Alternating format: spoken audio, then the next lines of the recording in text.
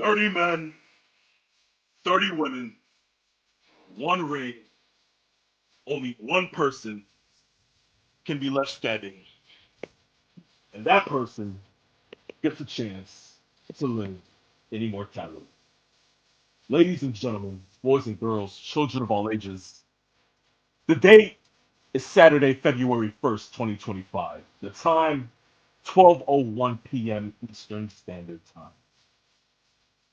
We are literally 5 hours and 59 minutes away from the beginning of the road to WrestleMania.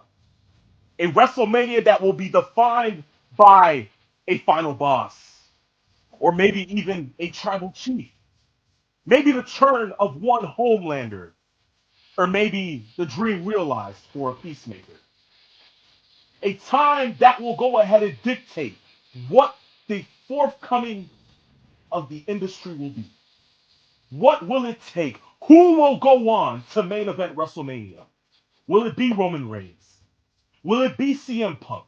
Will it be Seth Rollins or Drew McIntyre? Will it be John Cena to go ahead and get his 17th title? We won't know until 6, 7, 8, 9 o'clock. But currently, right now, ladies and gentlemen, let's just say professional wrestling is on borrowed time because currently, ladies and gentlemen, welcome to a very, very special episode 6 of the phenomenon known to mankind as Saturday afternoon's main event.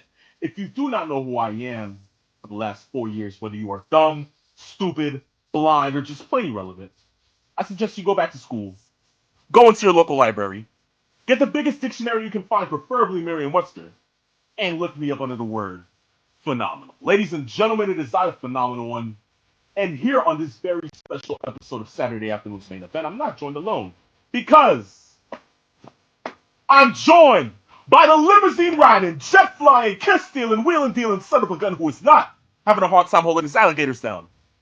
Now, ladies and gentlemen, this is my brother from another mother and dimension. You may know him as the 1200-year-old dinosaur. For me, I know him as the one and only. Ladies and gentlemen, give him two claps and a Pete Snitch. Woo! There we Yes, go. there we go. Once more, another. Of course, we don't do Saturday afternoons unless we have those three tenets. Even though I've got six fingers, I'm giving you three. Absolutely. Three tenets for a great Saturday afternoon. That's laughs, good times, and all the wrestling news possible. And you're going to get Right. all of that today on top of the premium live event that gives us the footsteps, the blueprint going towards WrestleMania. There we go. Peace. What a time to be alive. Who would have Yes. thought after last year's Royal Rumble and after last year's Road to WrestleMania that we would be here sitting here today in the year 2025 of our Lord AD thinking that it's anybody's game. And I'm not talking L.A. Knight. Yeah. Yeah. But, anybody can win the Royal Rumble this year. And not only just on the men's side, on the women's side as well. So this is what makes this year so grand. It's Yes. the unpredictability of who can walk out. the winner of the Royal Rumble this year. But look, let's not waste no time. Ladies and gentlemen, boys and girls, children of all ages, welcome to Same. We appreciate you guys for going ahead and tuning in, whether you're on Twitch, whether you're on X, or whether you're on YouTube, going ahead and sitting here on a Saturday afternoon, listening to the Phenomenal One and the Peeps Nate. We appreciate you. We thank you. We love the support. If you want to go ahead and follow us on Instagram at Saturday Afternoons _main event. Follow us on X/Twitter at Saturday Main. And follow us on TikTok, if you guys have TikTok, at Saturday Afternoons ME. But look, without further ado, peeps, I don't feel like wasting any time. It's a stacked episode. We have a lot to get into. And, of course, ladies and gentlemen, boys and girls, children of all ages, if this is your first time here on Same, when you hear this, it means it's time for one thing and one thing only. Ladies and gentlemen, the Peeps Nate is about to brace himself because, ladies and gentlemen, boys and girls, children of all ages, it is time for Wrestling Crash Course. How you doing over there, peeps? Good. Peeps. Another one of those. I know. Yes, I know. it's one of those. One of those. Sorry. At least it's not like one of the Dudley Boys entrances. So I mean, look. Oh yeah, there's that. Yeah. But we'll save that for the 4th of July. Exactly. There you go. But peeps, I just want to know, to open up Wrestling Crash Course, do you want the good news or the bad news first? Well, I've always been told that when you're sick, you better take the bad medicine first before you can start to feel better. So you might as well get along with the bad news first. Okay, ladies and gentlemen, boys and girls, children of all ages, this is news that is coming out within probably 24 hours of Same. So literally yesterday afternoon. And it involves Brock Lesnar. Ladies and gentlemen, boys and girls, children of all ages, I hate having to go ahead and go back into this every single now and then because, of course, Vince McMahon hasn't been a part of the company since last year's Royal Rumble, I should say, peeps. Think about that. Real. This lawsuit has been around a little over a year now. A little over a year? It's been that long already. I literally won't forget, peeps. Wasn't it the day of the Rumble last year? I believe so. I drove up to Tampa the day prior, and while I was on the road, I literally got the notification from Complex Sports that Vince is in a scandal. A year removed from that, finally all the details of the scandal come out. Now, peeps, as we had supposed last year around this time, we had thought maybe most likely the person that they were talking about, that they were alluding to, that they weren't speaking about, was Brock Lesnar. Fast forward to today, February 1st, 2025, I'm here to tell you that it was indeed Brock Lesnar who had a piss fetish, who sat there and asked for naked pics from the lady in Rec Room, Janelle Grant. And this is the person that Vince used as a bargaining chip to try to elude Brock to go ahead and re-sign with the WWE. Peeps, what if I told you that that's not the only name that came out of this lawsuit that I read about? Yes, on top of the extra, 30 pages that were added to the lawsuit? Oh boy, yeah. Yeah, I think you should inform the people, the others that were finally named, of course, within this. Laurinaitis was named a part of it. Go figure. Yes, of course. But the name that caught the most grievance for me, and when I tell you I was appalled, Ladies and gentlemen, one of the halves of the fabulous Freebird, the Freebirds, P.S. Michael Hayes. Peeps, what in the blue hell is going on? Michael, yes. Yes. What's going I have no idea. And basically, the details that they shared were along the lines of there was supposed to be some sort of, as we've talked about as part of this lawsuit, Janelle Grant, who as part of this of the lawsuit has talked about sex trafficking, which was she was made to go from one place to another to fulfill Vince McMahon's requests for whatever his proclivities were. And one of those proclivities were to get Brock Lesnar to sign. As we had talked about before, it was alluded that it was a returning wrestler who was in the world of MMA who wanted to re-sign in WWE, but they did not disclose that person's name. Well, now because of the lawsuit, that name has been mentioned as Brock Lesnar within the lawsuit. And apparently one of these quote unquote perks that Vince McMahon was trying to get to, according to the lawsuit, was to have videos of Janelle Grant sent to Brock Lesnar. And apparently, they were initially sent to Michael Hayes to be either approved, produced. We don't know what the issue is with that. And then shuttled back as some sort of liaison in between to see what happened. The more you read into this and some of the other details that have been added to the lawsuit that we were not privy to prior, it's rather disturbing. And when we talked about weeks ago, when we were wondering if Brock would ever be back within the company, maybe in the Royal Rumble or maybe at some function, and I had said, even going back, I believe, a week ago, I said, I don't think there's any way he's going to come back with TKO, WWE right now, and Endeavor trying to clear their names of any controversy. I think this, with the added name, will further extinguish that flame going forward. Exactly. So for any person who sat there today and woke up and said, oh, today's going to be the day Brock Lesnar goes into the Rumble. Yeah, pump the brakes. Kiss it goodbye. Just kiss it goodbye. Throw the key away. It's done. It's over with, okay? We're not seeing Brock for the foreseeable future, okay? Yes. Forget that. So, now that we got the bad news out the way, right? Yes. There was your medicine. Yes. Exactly. So now for your treat. Ladies and gentlemen, boys and girls, children of all ages, as reported by WWE, as reported by many other wrestling news places before WWE even reported it, and of course, as being said here on Saturday afternoon's main event by yours truly, the phenomenal one, we have officially found out who will be the headliner for this year's WWE Hall of Fame induction ceremony. And it is none other than God Pop himself, 14-time world champion, the King of Kings, not Hot Rod 316, but the game, Triple H. You mean to tell me it wasn't going to be Gilbert? It wasn't going to be Gilbert? Not at all? Let me stop. I can't. Yes. See what you do, Pete. You see what you do. But, no, of course, during a town hall meeting at WWE headquarters in Stamford, the game was surprised by, of course, his wife, Stephanie McMahon, his best friend in the Heartbreak Kid, Shawn Michaels, and, of course, the dead man, the American Badass, The Undertaker, which they went ahead and furthered the announcement to the people, to the employees and staff of WWE, and in front of Triple H and Nick Khan himself, that, of course, Triple H will be inducted into the Hall of Fame. Yes. Long overdue, you should say, peeps, right? Yes, long overdue. Triple H is of the mindset of kind of the way Vince McMahon was, where he didn't want to get, at least on camera, the attention paid towards him. He would rather it be on the talent and the product itself. So to literally say that it was a surprise was insane. I think it was genuine to see Shawn Michaels' music play, and then he comes out, and then to hear The Undertaker's music, and then he comes out, and then to see his wife Stephanie come out. It moves him, as you could see.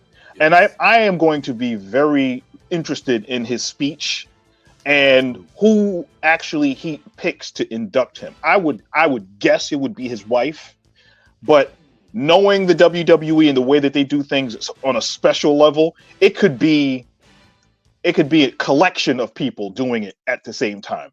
I think the fact that the company has moved in the direction that they are now, away from the old Vince McMahon regime, and to show Triple H while he is here, to give him his flowers, knowing that his in-ring career is over, and now he has genuflecting into the standpoint of being the guy that is running creative, that is running WWE and all of the other aspects that help keep this company running.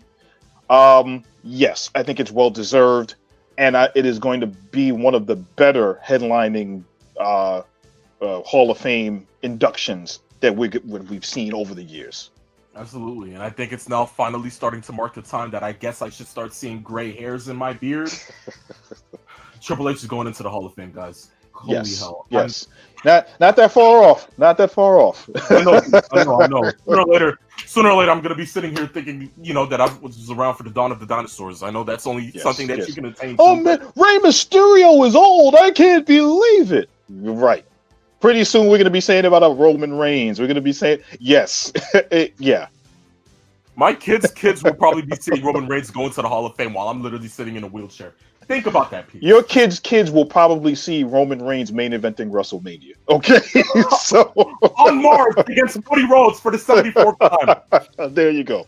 Jesus Christ. But Yes. from there, when we speak about into the future, when we speak about the face of the business, when we speak about people who give their bodies on the line, I think we can go ahead and speak about this one individual because he put on a showing this past Monday night.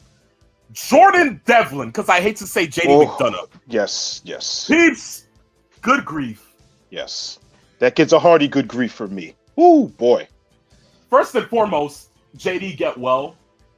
I wish you the best. I hope that you can go ahead and recover soon.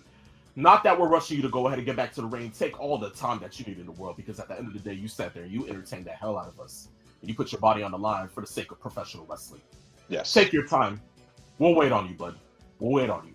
But the fact of the matter is, peeps, all I'm going to say, just because WWE's getting paid millions by Netflix, get rid of those announce tables. Yes. I want nothing to do with those announce. Get them the hell off my screen. Get them away from the talent.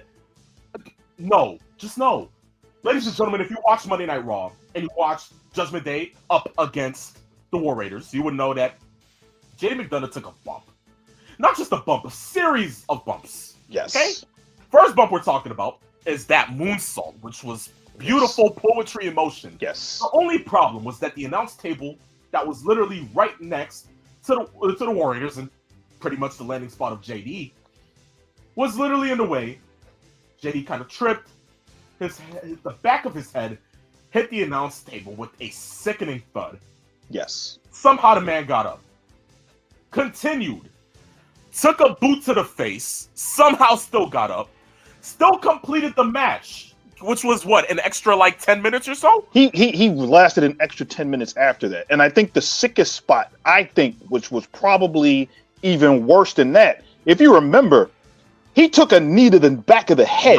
Yup. While he was in midair and was flipped around, and Ivar hit him with a knee to the back of the head. And I thought he was done. I was like, wait a minute. How is he still able to get up? We could see he was hurt. You could see that on camera. It was clear as day. The camera stayed off of him while he was outside. But even more so, this goes to show you how much respect he got. The commentators, Michael Cole of all and Pat McAfee, they put JD over big time. And it was necessary. This was JD's Triple H torn quad moment. This was, how on earth do you get into the ring with an injury like that and continue 10 minutes afterwards and not just get in the ring, here's a tag and a couple. He actually tried to wrestle. He almost figured into the pinning spot until he was taken out of the ring and kind of like collapsed to the floor. But even worse, the match was over. And as the match was over, I guess as they went to commercial, as they were walking him back up the aisle, he collapsed up into the aisle right in the door. And one of the fans that were in the stadium took a picture of him had collapsed.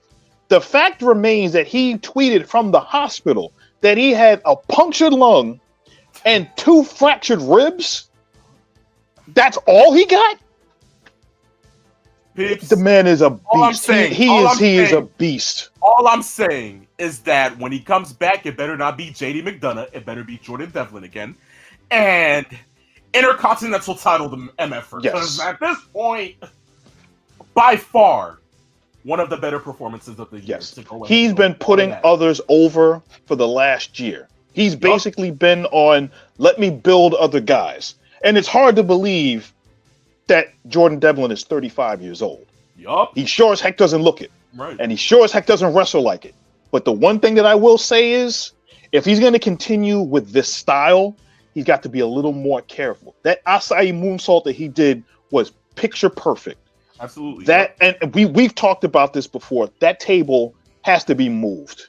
If they can go back to the way it was, where the table was on the stage or if they just had one table and moved it away from the general area of where the wrestlers perform, because there's just this tight amount of space there for them to operate. They got to do something about that. They have to. They have to. But like we said, hats off to Jordan Devlin. Yes. Astounding performance. We wish you the best. We hope that you get well soon. Just sad From he's there, gonna miss WrestleMania. Oh boy. yeah, unfortunately, that's the bad part. But I mean, peeps, like I said, I see a lot of good fortune in his favor when he comes back. Absolutely. Yes. But from there, we move to one last person who I don't see good things in his fortune. Ladies and gentlemen, we're gonna go ahead and talk about the Velveteen Dream, known as Patrick Clark.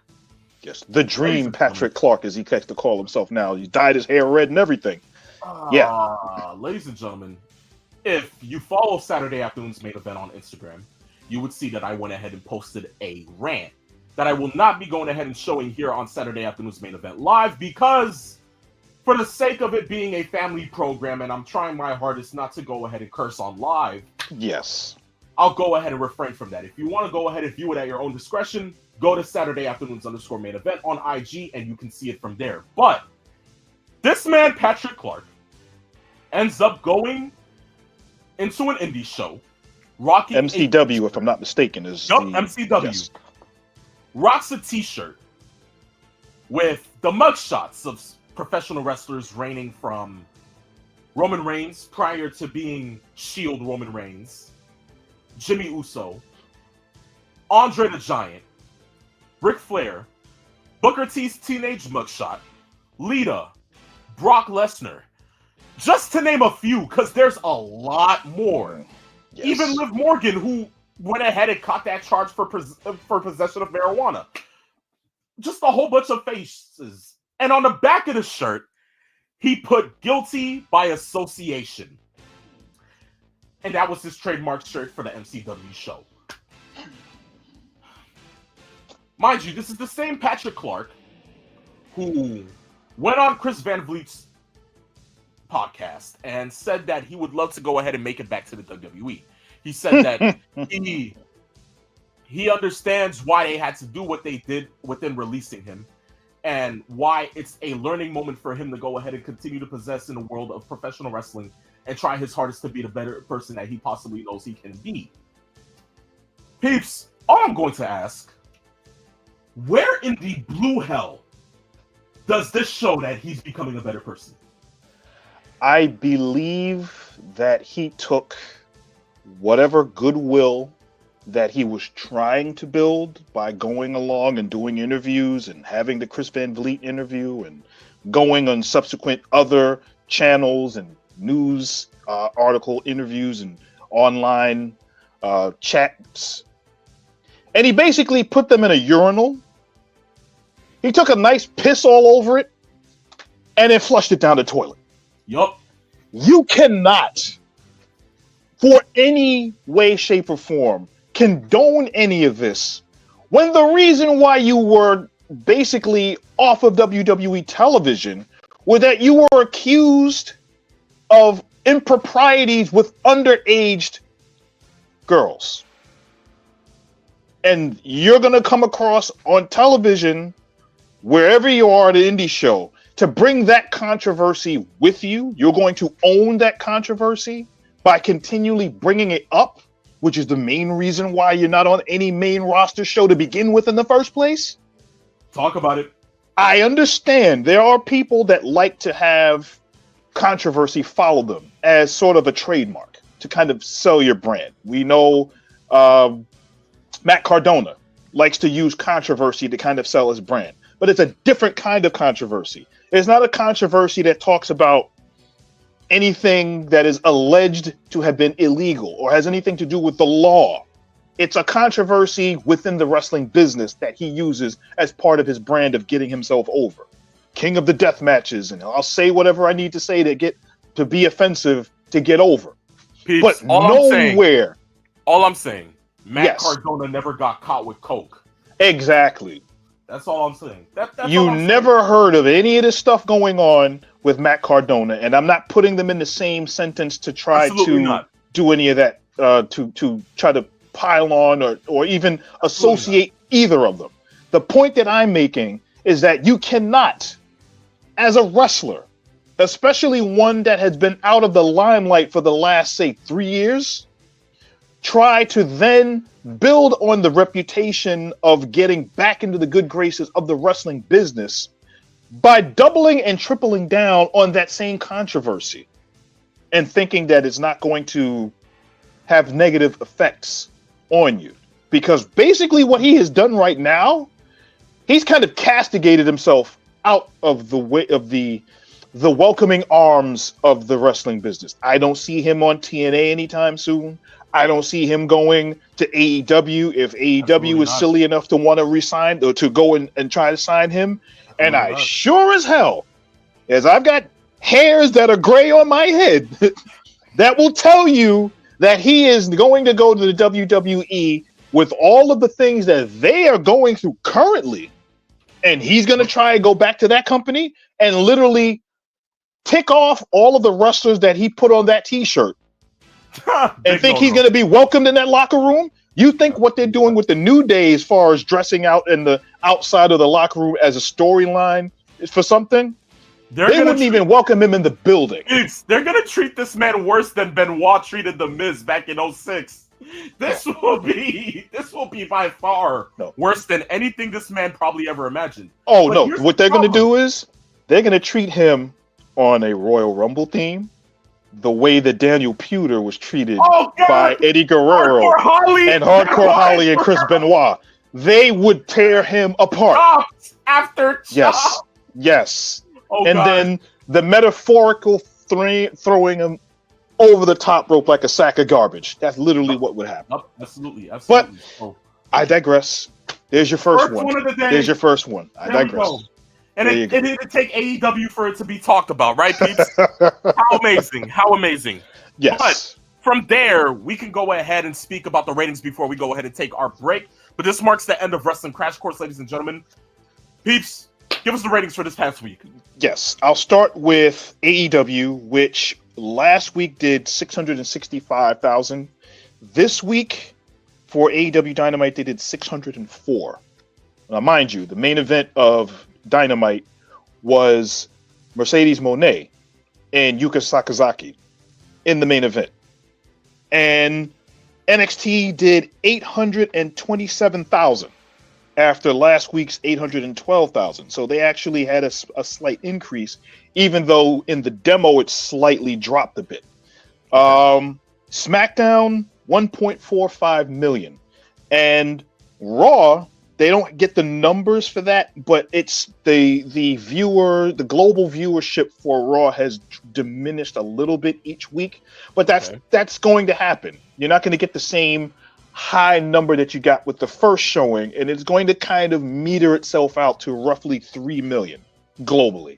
But more importantly, this is the one that I wanted to bring up. Saturday night's main event, which was on last week, did 1.49 million. That was live. Whereas Collision, which they ran up against, did 250,000, which is, even for Collision, that's a low number. Now, I understand they were running up against Saturday night's main event, and a show that the WWE runs at the same time is going to kind of cannibalize a lot of that audience. And they are on free television. But 250,000 for Collision. That's low even for Collision. I mean, Pizza has been in the hundreds before, so I mean that is kind of like a little jump, somewhat of a bit of an increase. Granted, we don't have the max numbers. We can't go ahead and fully say what the max numbers are because it doesn't seem like they go ahead and put that out as much. But I would think that maybe if you even add max along, maybe it adds another 75 to 100,000, maybe closer to 150 if possible. So maybe this number is probably at 400K. Who knows? The real, entity is that, look, still, of course, we have to go ahead and see a bump in AEW's ratings, whether it's Dynamite, whether it is Collision. We want to go ahead and see better. So we'll go ahead and continue to monitor what it is. We did see this past week's show. We did see how that turned out. Look, we'll go ahead and speak about that probably later within the show. But look, that was the ratings, ladies and gentlemen. This marks the end of the first half of Saturday afternoon's main event. When we come back, we will go ahead and get into our questions and then old school, which is going to be comprised of our favorite Royal Rumbles of the past 30 years. And then, of course, once we're done with that, we'll go ahead and get into our predictions for tonight's Royal Rumble. Stay tuned, ladies and gentlemen. Do not go anywhere because the second half of Saturday afternoon's main event is coming up next.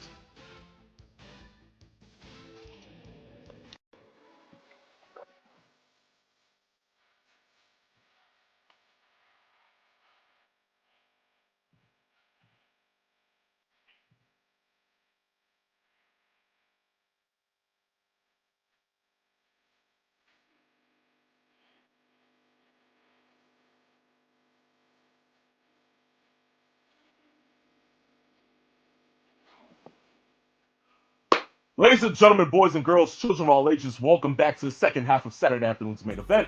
Of course, I, the phenomenal one. Right beside me is the Peeps Nature. We're here to give you Woo! laughs, good times, and all the rest of you as possible.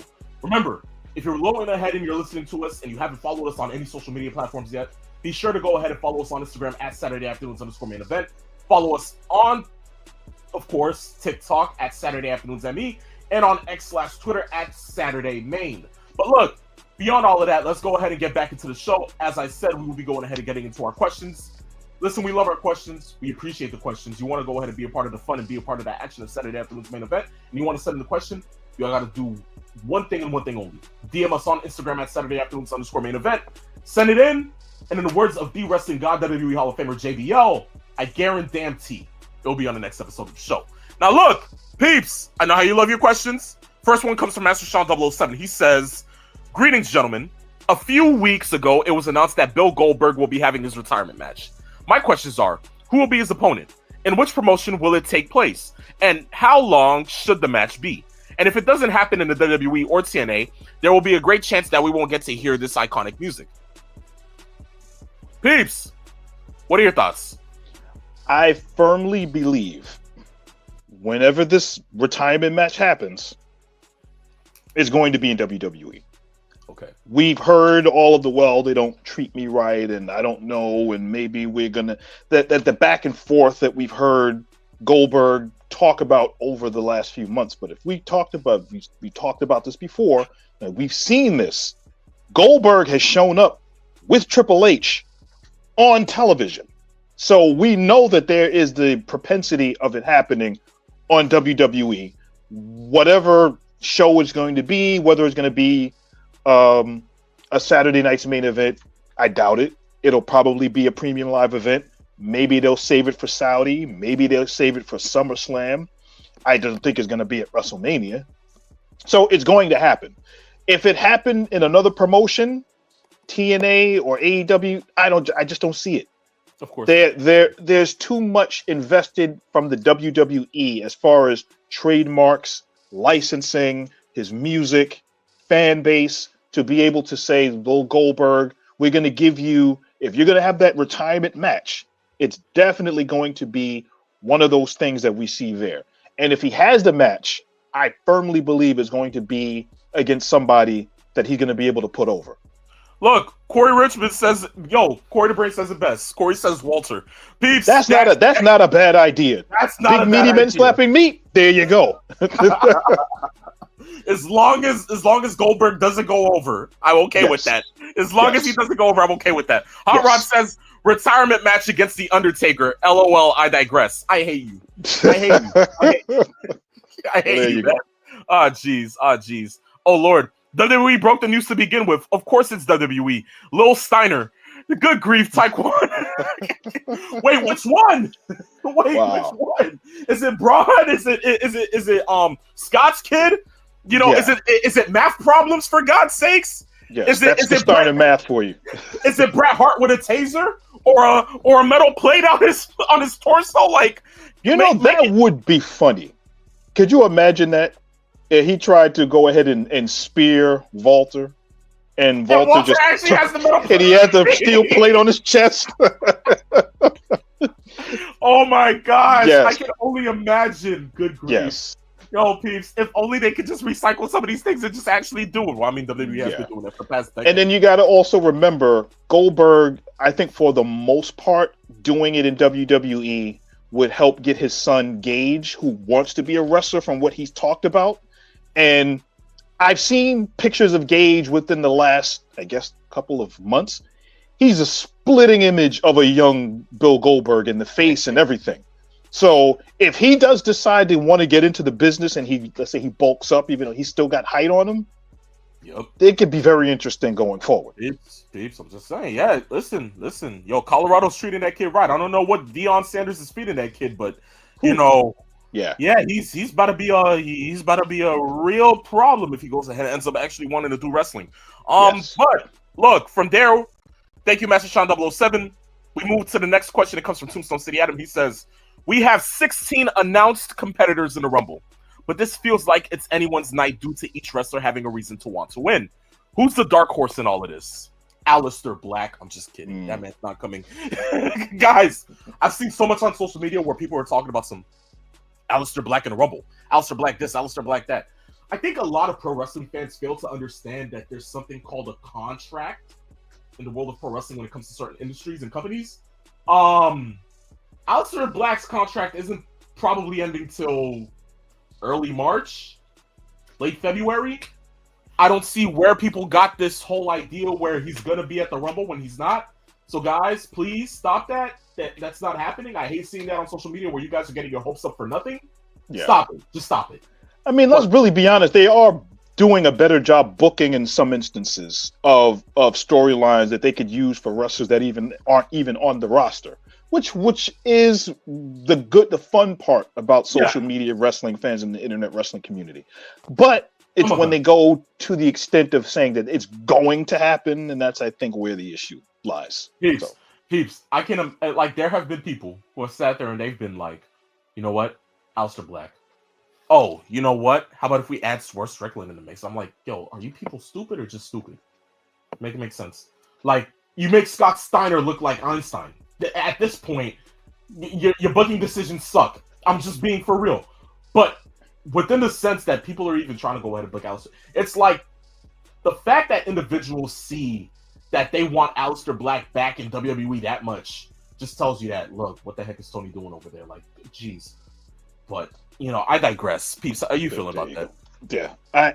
First and foremost, AEW has so many stars in that company that should be doing a lot more than what they're doing now. And the guys that are either sitting on the sidelines or aren't even factoring into anything, like Ricky Starks, like Miro, like you just said with Aleister Black, with Malachi Black, etc.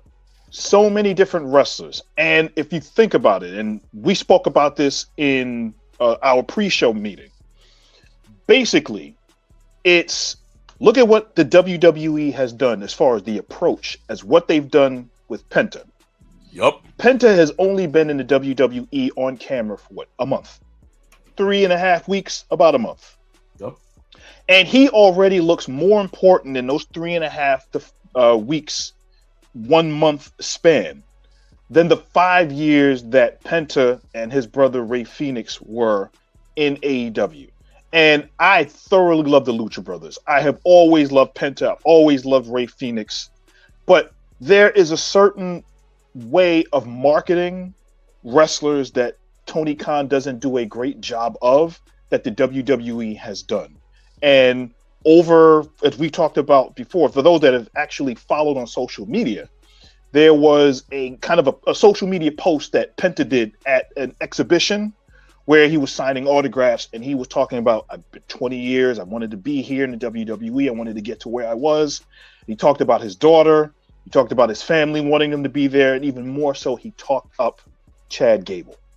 That goes to show you how much respect Chad Gable has, not only in the locker room, but also around other wrestlers in the wrestling community that knows exactly what Chad Gable brings to the table. So there you go. But I mean, peace above anything else. I think the one problem with that when it comes to Tony is that, you know, he's prioritizing some of the wrong things. And I'm not saying that in the sense of, you know, the matches itself. I'm not saying that within the senses of who he has on a roster, because if anything, AEW has the best roster in professional wrestling. Oh, without question. You know, like that is the honest truth. They have the best roster in pro wrestling when it comes to, you know, the women's roster. When it comes to the men's roster, it's stacked. But the problem is that I think he put all his eggs into one basket when he's really focused on the ones that the hen is really about to go ahead and let hatch now. Like he puts them all in one basket. He's sitting there. He's like, you know what? I can care less about that. I'm waiting for this one. I'm waiting for this one to hatch. I'm waiting for this. I'm waiting for this. And it's like, okay, case in point, Swerve Strickland, who went ahead and took the title off of Samoa Joe and proceeded to have a somewhat good title run. Going ahead and defeating, the likes of Ospreay, going ahead and, facing Danielson at All In. It wasn't that bad of a reign. Of course, dropping it to Danielson and then never getting a rematch clause or anything like that, which Danielson pretty much just turned into a transitional champion to go ahead and drop it to Jon Moxley, who is now in a feud with all of AEW that still hasn't went ahead and went into full, fruition. And you would think they would go ahead and put Swerve back into that title picture just to go ahead and defend the honor of AEW, or somewhat, since he is somewhat a face now. You would think they would go ahead and pull the trigger, but no, he's in a meaningless story with Ricochet, who still hasn't gotten over as a heel. That's the issue that we're having here. Case in point, Mercedes Moné goes ahead and hits up Huntsville, Alabama this past week on Dynamite. The introduction was so cold that not one person even cheered.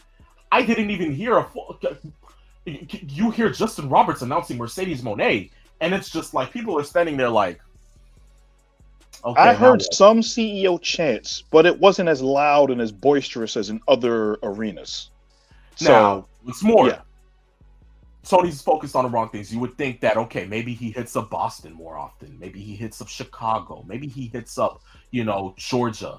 Which I know they will be heading to Georgia within a couple of weeks. I'm thinking about going ahead and probably going to that show to see how it turns out. But honestly, it's just like, I feel like he's so focused on the stories that he's building that doesn't have full backing and isn't fully 100% complete, up to date with the senses of, okay, this is what we're doing with the story. This is what we're doing with the story. The sense of giving wrestlers creative control when the creative control isn't really deeming anything, when it isn't really going ahead and causing an upflux of revenue, it isn't causing an influx of, claims to go ahead and make the wrestler greater or better or even more attainable to watch. It isn't helping.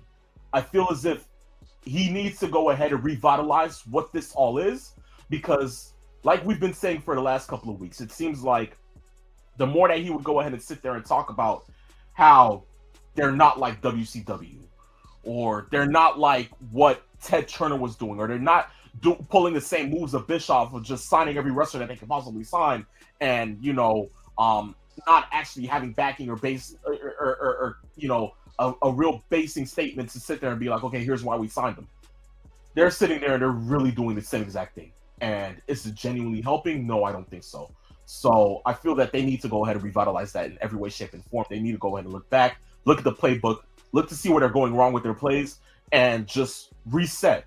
Just reset. I feel as if they can go ahead and come to the agreement and come to the terms that, look, we can reset, we can redo this, we can retry with the roster that we have, I feel as if competition will be greater than ever, like it was in 2019 and 2020 into 2021. So let's just wait and see what they can do.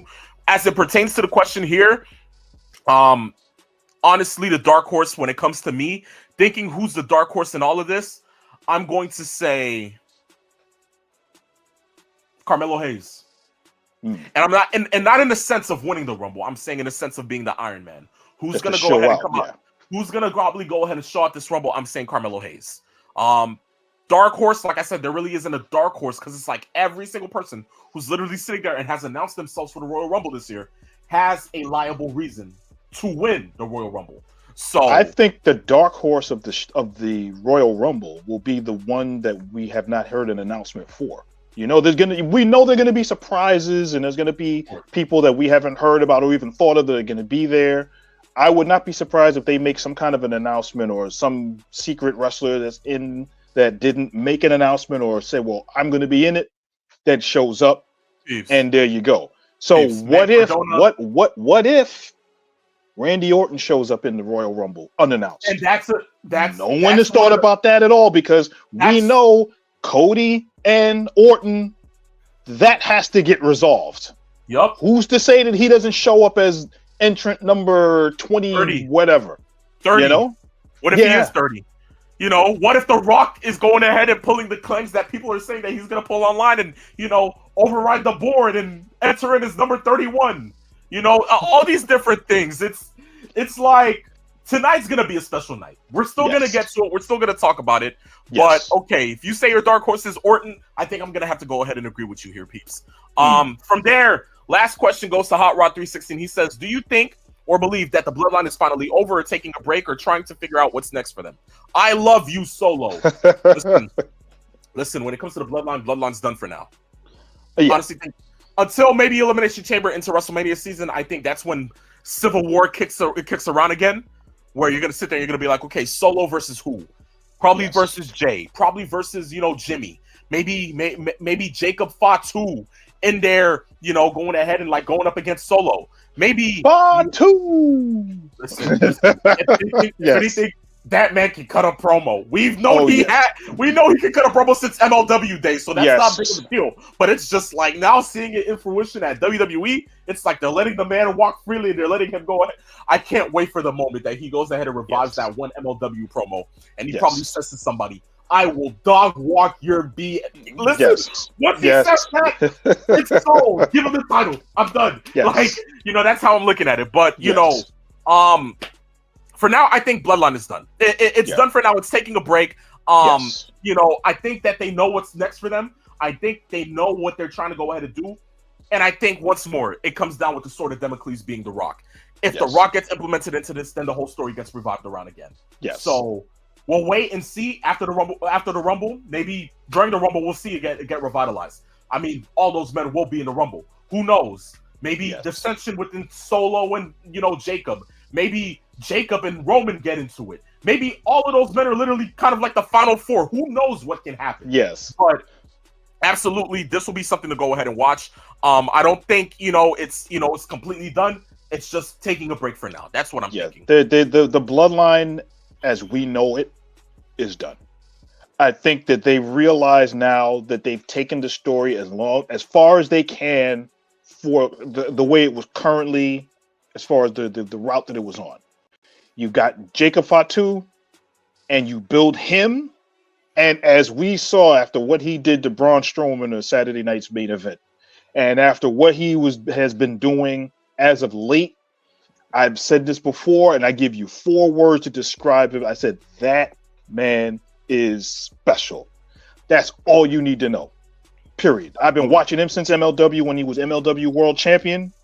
This guy is an absolute treasure. And as long as they keep on this trajectory of where they're going with him, the sky's the limit. Absolutely right, peeps. Absolutely right. From there, we'll go ahead and move straight into old school, which is our favorite Rumbles. Look, all I'm going to say is this. When it comes down to some of my favorite Rumbles, there's 3 that I have in mind. Me and Peeps, we agreed on an honorable mention, and it's 2020. The year that Drew McIntyre ended up going ahead and winning the Rumble, having, Kobe. We lost Kobe literally, 12 hours prior? We were already grief-stricken. We walked into the Rumble. The Rumble was a good show from start to finish with, Corbin and, Roman Reigns starting off the show, within, it was a Falls Count Anywhere match? Around the whole, after all of that dog food nonsense that they were doing earlier in the year, which we 2019, Jesus Christ. Good Lord. Woo! Yo, let's not worry about it too much, peeps. But yeah, you had that. Then going into the Rumble, you had a returning Edge, which pretty much enlightened everybody. You had Drew McIntyre go ahead and eliminate Brock Lesnar, which was probably the biggest pop of the year. By far. Especially after Brock was eliminating people left and right when he got, I think he eliminated 8 people at that time. One of those people within it was a returning MVP, which while MVP was making his entrance, you had Brock Lesnar hitting a dance while the song was going on and all that kind of good stuff. You saw Shelton Benjamin and you're like, old Minnesota stretching crew. This is great. This is perfect. And then he goes ahead and eliminates Shelton as well. He's like, look, but I'm sorry. I just had to. And it was just like you saw a much more creative sense of Brock Lesnar. But at the same time, it was like the minute Drew eliminated Brock, it was like endgame. Drew's taking the title off Brock. It's settled. It's done. But that had to be an honorable mention Rumble. When it comes to me, my top 3 Rumbles go like this, and it's not, in a certain order. It's not chronological, anything like that. It's just my top 3 Rumbles. It is 2004. I'm not going to get into it as much. I know that's one of Peeps' as well. Case in point, had stuff not happened the way it happened, people would be talking about the 2004 Royal Rumble. Okay? That's case in point. Second one, 2008. The return of John Cena after tearing his pectoral muscle, showing up at Madison Square Garden as the infamous number 30, having Triple H look shocked in the face, having him go ahead and go on to win the whole damn thing, and then, still had Triple H be implemented into a match with him and Randy Orton at WrestleMania 24. But still, by far, I still go back and watch that whole show. Yes. The 2008 Royal Rumble was great. But when it comes down to me, the last one, 2024. That was genuinely my first Royal Rumble, my first attended Rumble. I sat there alongside so many, watching Cody go ahead and go back-to-back, having CM Punk go ahead and return to the Royal Rumble and have his first televised match in 10 years. Seeing Roman Reigns go ahead and defend his title in the Fatal 4-Way. Having, Kevin Owens go ahead and lose another title match, which he will later tonight as well. I'm just saying, I'm foreshadowing, Peeps. I'm sorry. But I understand. All those different things, yes, that for me. So 2024, 2004, and 2008. Peeps, what are your top 3? My top 3, I'm going to go actually in reverse chronological order. The first one was in 98.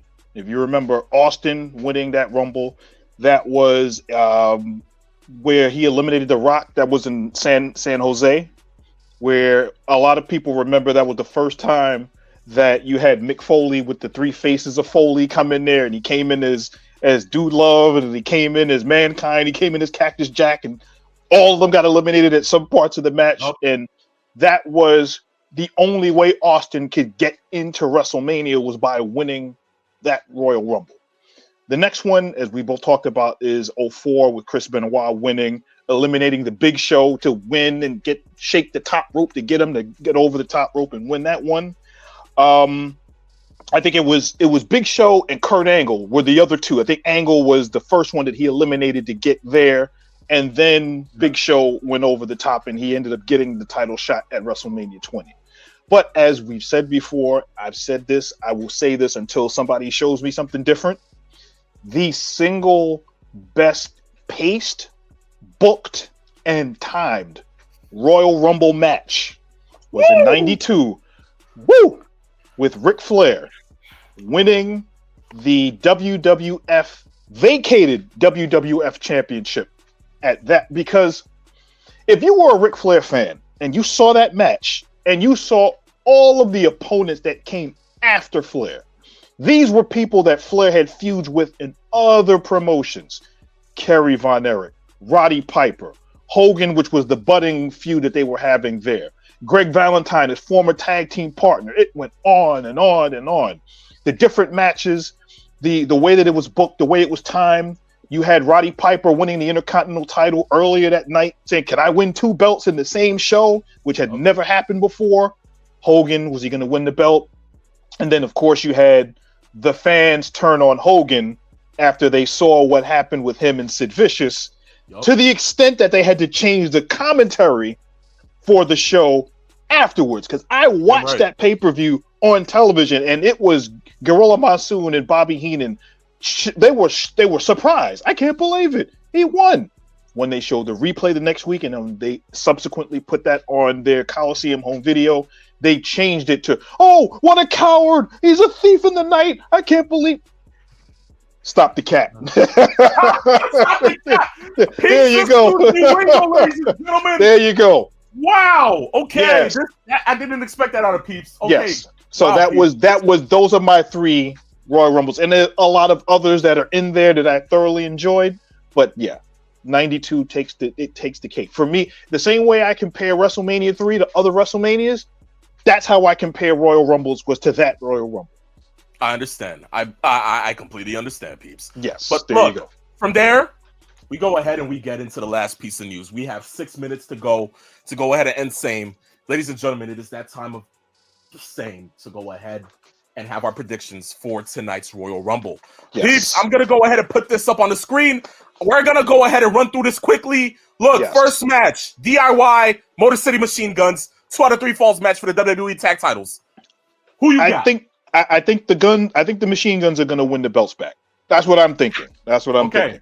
Okay. So, you can put me in for DIY. DIY. Okay. Gotcha. From there, Peeps, look, of course, Women's Rumble. We know there are so many names that they're throwing out there. We can probably see a Nikki Bella returning. We can see an Alexa Bliss making a long-awaited return. We can see,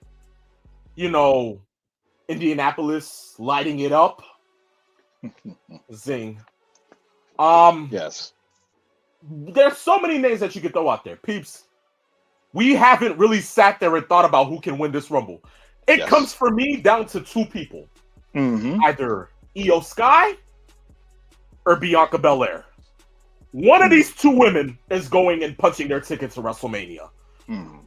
Peeps, right now, when it comes down to me, give me Io Sky to go back to go win her first Rumble. I don't think Bianca's going back to back. Okay. And also, we got to think of the fact that, as we talked about in this Rumble, a returning Charlotte Flair, who they've been talking about ad nauseum for the last 2 weeks, 3 weeks now. Give me Io and Charlotte as the last 2 women's competitors in the Rumble.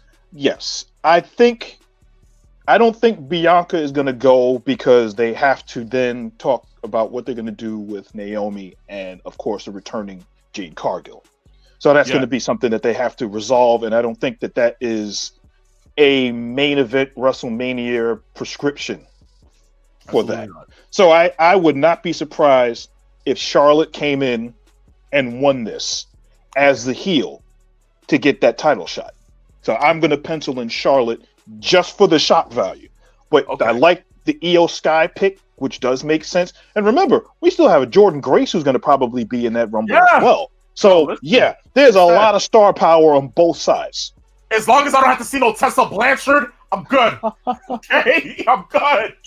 Anywho, we'll go ahead and jump to the next match. And before we even go ahead and give out, thought processes on it, I saw Geninator Productions go ahead and say this. And he said, if KO wins, do you think Cody should turn heel? First off, Cody's winning.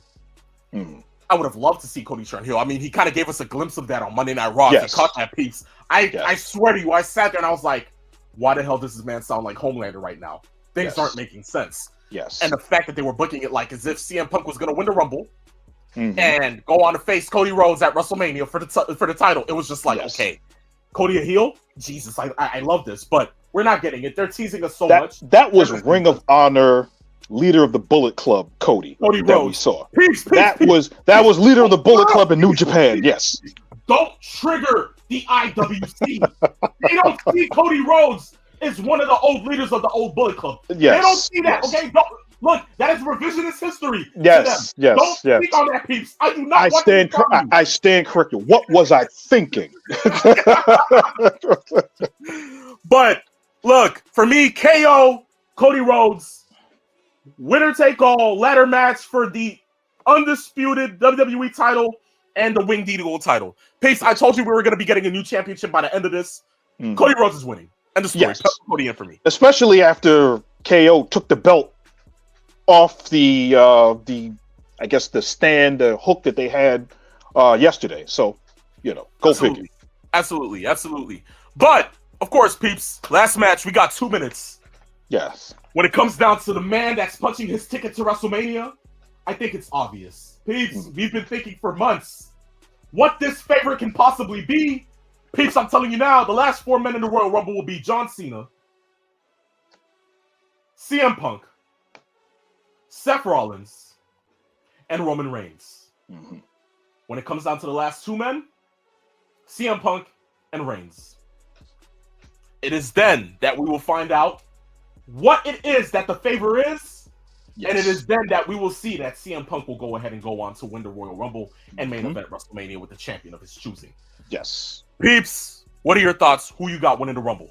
I actually think it's going to be. It was going to be either CM Punk or John Cena. Only due to the only reason why I threw in the John Cena name is based on how they have been booking his return. Okay. It's been 800 million days since his last showing at the Rumble, and he hasn't been in a Rumble, and he's not going to win it. It's going to be CM Punk. CM Punk has to main event WrestleMania. CM Punk is going to main event. If he main events WrestleMania, it's going to be night 2. That's what I'm thinking. CM Punk main eventing night 2 of WrestleMania. Yes. Imagine. Now, who it's going to be against? That's the question. But I have the feeling it's going to be CM Punk. And I would be happy if that was the case. We're going to have a lot of returning people there. There's going to be a lot of stars, a lot of wrestlers that we haven't even thought of. People that have been injured, that haven't shown up. Older guys. Maybe we see a Booker T, But I tell you right now, it's got to be CM Punk. Based on what you said, that favor has to be revealed at some point. Exactly. I think right about now today's the day. Today's finally officially the day. All right. Yes. Well, look, ladies and gentlemen, boys and girls, children of all ages, that marks the end of today's episode of Saturday Afternoon's Main Event. Ladies and gentlemen, look, like I said, it is now 1 o'clock. We have 5 hours to go till tonight's Royal Rumble. Ladies and gentlemen, with Sam being over and knowing that the Rumble is in 5 hours, guess what? We'll be the ones to officially say to you, we are on the road to Las Vegas, April 19th, April 20th, 2025, WrestleMania 41, the granddaddy of them all. It is officially WrestleMania season, and I can't wait to see what us on Sane and the wrestling world altogether have in store for you, the fans, the listeners, and those who love professional wrestling as a whole. Yes. Thank you for tuning in for this episode of Saturday Afternoon's Main Event. And of course, like we always say, this was Same, where I, the phenomenal one, and I, the Peeps Nate, where we came, we saw, and in the words of the Hall of Famer Paul Heyman, bring it home, peeps! We conquered. There we go. We conquered. Ladies and gentlemen, this was Same. I, the phenomenal one, Peeps Nate's right next to me. This was Same. Peace, love, farewell.